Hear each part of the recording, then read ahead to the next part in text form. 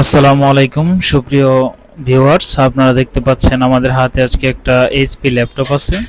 যে ল্যাপটপটার মূল প্রবলেম এটা বুট হচ্ছিল না এবং এটাতে উইন্ডোজ করা যাচ্ছিল না, যার কারণে আমরা শেষ পর্যন্ত খুলে দেখতে পাই যে এটার এসএসডি যে M.2 আছে সেটার সমস্যা, যার কারণে আমরা এসএসডিটা রিপ্লেস করতে হচ্ছে।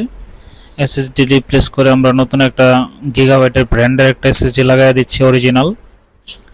এটা লাগাই দেওয়ার পরে আমরা ল্যাপটপটা নতুন করে উইন্ডোজ করে নেব এবং আমরা ল্যাপটপটার ভিতরের কন্ডিশনটা দেখলাম যে সব কিছু ঠিক আছে, শুধু এসএসডি প্রবলেম ছিল।